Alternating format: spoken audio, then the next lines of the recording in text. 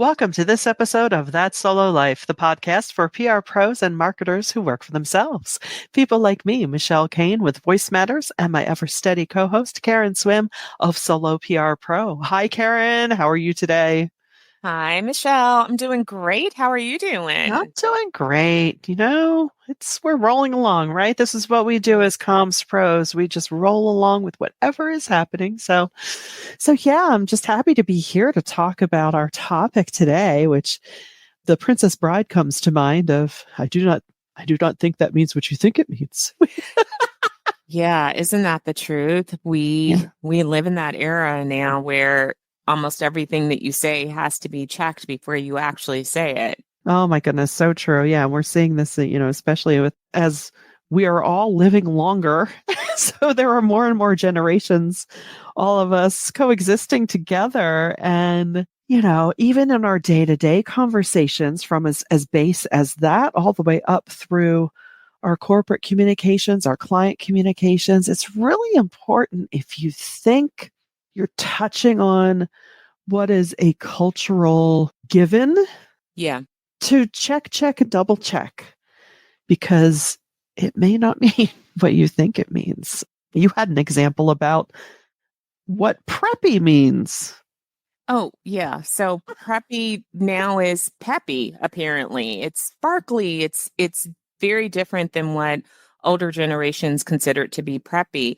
And Yeah. it's a cute little fun example, but it just shows that, and we know this has always been true. Every Yeah. generation creates their own norms. Right. And sometimes they take things from the past and they remake them. And that's what's supposed to happen, right? And that's normal. However, as you pointed out, Michelle, we live in this time where there's so many generations, and as communicators, we have multiple generations in the workforce, which really heightens the need for us to really check icons, symbols, colors, and references to ensure that we are communicating with clarity and without being offensive to any one of those generations. And I have to tell you, that's very difficult. When I Hmm. think about being of a certain generation, an older generation, if I were not in communications, I would opt out of all of it and just, blunder my way through, know what I know, but I'm not allowed to do that. So you're constantly sifting through your head, like, okay, Yeah. what does that emoji mean today? What does that word mean today? I can remember years ago when I bumped into this, when I thought that Netflix and chill still meant to watch a movie and hang out on the couch.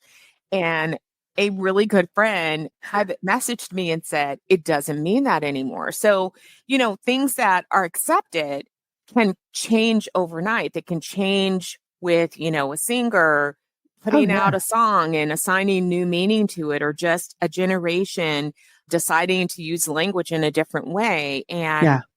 it's really important for us to be aware. It really is. It really is. And I mean, it's so there's a good that comes of this, right? Because we are all striving to be, well, most of us striving to be more socially aware of everyone's experiences that are both common and specific to either how you grew up, where you grew up, what people group you might belong to or be native to, religions, beliefs, trying to be cognizant of everyone in our large, I won't say multicultural, in our large society, right? And so you do have to view everything through the lens. And I'm already hearing the people out there going, oh, everybody's so sensitive. It's not about being sensitive. It's about being kind and considerate. There is nothing weak about being considerate of others. And, what company wants their message to be received poorly? Nobody. So Absolutely. it's really an important failsafe, whether it is saying Netflix and chill in the wrong without the full connotation or, something heavier.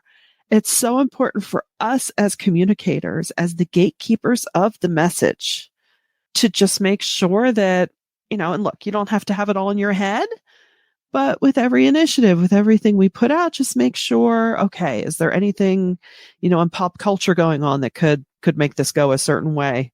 Yes. Is there anything in the news that's happening, God forbid, that could shed negative light on whatever it is that we're launching or doing or speaking about? And sometimes that could bring an opportunity to weigh in on a situation and show your thought leadership. So, there are always opportunities, but just to make sure that we pop our heads up, because I know we're also, we're all very busy, but to pop our heads up from time to time and just say, okay, what's going on out there in the world? What do I need to be aware of? What might we need to change? I mean, oh goodness, I forget what show it was on, so I wish I could give it credit, but it was things that have not aged well. And I know I'm showing my generation now, but Yes. before the AIDS epidemic, there was an appetite suppressant called AIDS, Yes. AIDS. Yes. And they kind of bumped up against each other. Yes. The appetite suppressant was there first, but then as time went on, you thought, oh, this is not going to work. This is not, Yes. we need to retool this. And I don't know what they did, if they went out of business or if they retooled into. I think that they did actually go out of business. They were these little chocolate squares. Yeah, I remember those. I did not, it was parents' generation, but I do Yeah. remember them. And Yeah. I've thought about those over Yeah. the years from time to time. It's interesting because you make a great point that it's not just culture or pop culture. It also goes to references that we believe, we make this assumption that everyone knows it. So, Yeah. for example, a lot of business people make the assumption that everyone is familiar with Malcolm Gladwell or Daniel Pink or Good to Great, the book, and references from, business books that are iconic. That's no longer true. You have younger generations that may have never read those books. Maybe they're still, used in business school, but not everybody goes to business school. And so it means that when we pull like references and we talk about things like blue ocean theory or flywheel, that we need to make sure that for the audience that we're communicating with, that we either explain those terms, point them back to the actual original reference, or use a term that is universally understood. Because, again, it's really about communicating with clarity. We want people to understand us. And I think that means to remove biases, to remove those barriers to people. It means not assuming. You can't make an assumption like, oh, well, everybody knows that. No, they don't. Right. Everyone does not know that. Everyone does not know Star Wars references. Everyone does not know Harry Potter references. Everyone has not read the same books. And so it's okay to use those references, but make sure that you do it with a context that invites people to or embraces diverse understandings and a diverse knowledge base where some people may be coming to this for the first time. Yeah, that's very true. And it's funny. What just popped into my mind is the insurance commercials where they're teaching homeowners not to turn into their parents. And well, my mother, she goes, I don't get it. I said, that's because it's you.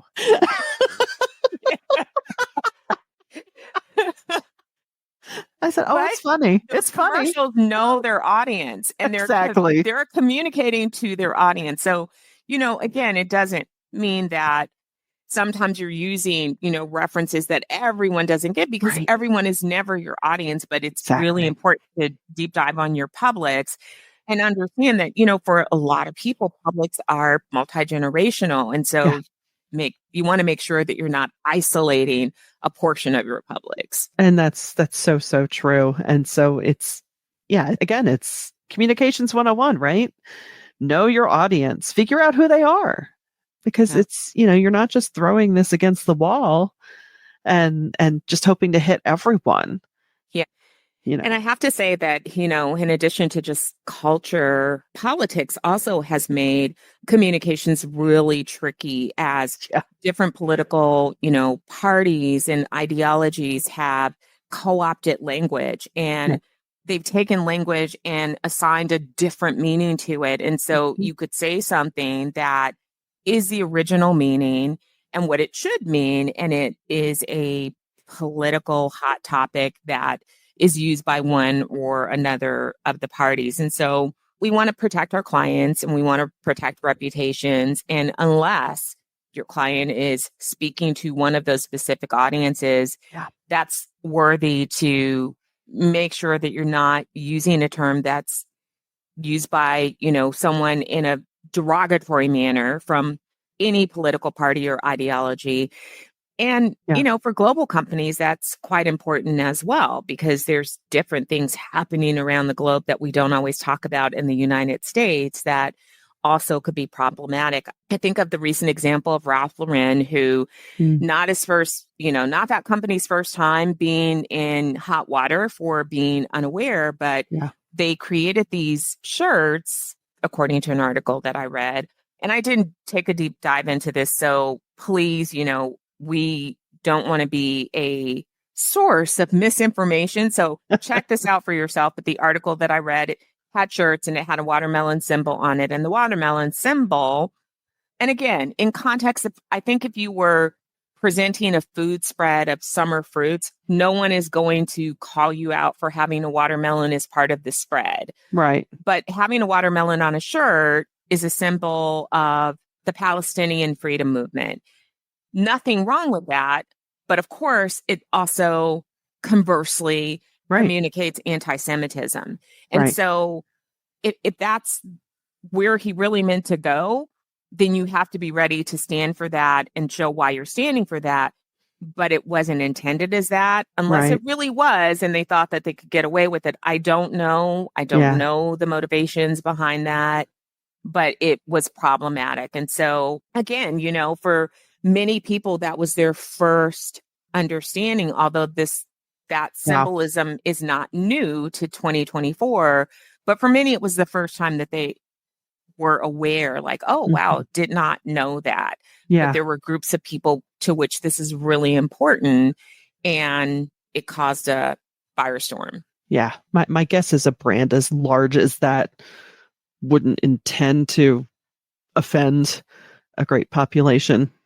I But, mean, you you know, wonder, because it's yeah. happened before, and I Yeah. do not want to blame the PR people, because so often PR people are blamed and we call it PR failures. And I You're like, want to believe, knowing our profession, that people spoke and other people didn't listen. yeah. Yeah. Yeah. So, yeah, in those situations, certainly, how many times as PR professionals are we playing with the hand we're dealt? For sure. And I Yeah. mean, it's also likely the PR was never at the table when they were Yeah. thinking about this new brand, Right. because To say, you can't do that. companies have a way of, separating Yeah. and being Yeah. so siloed that you don't have the PR people involved in those decisions, because you're thinking of it as a design decision and not a PR decision. So, Yeah. good Yeah. note to companies that it's worth it to work cross-functionally across your organization. Those silos can get you into trouble Yeah. and cause reputation damage. Yes. Yes. You should always make sure that you're pulling anyone from your comms teams together just to weigh in. Everyone should be part of the process. And, it goes back to the adage of everything communicates. Everything. Things you say, things you do, things you don't do, things you omit. It all communicates. So, hey, well, with that, we hope we've given you some good things to chew on this week. And we thank you for tuning in. And please do check us out at soloprpro.com. Hit us up with topics you want us to cover. Please share this around if you found value in this, because that would be so meaningful to us and so helpful to us. And I believe membership at soloprpro.com is still open. Karen, anything? It Yeah. is. Hey.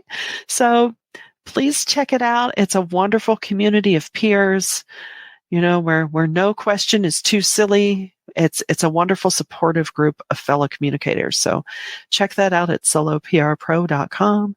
And until next time, thanks for joining us on That Solo Life.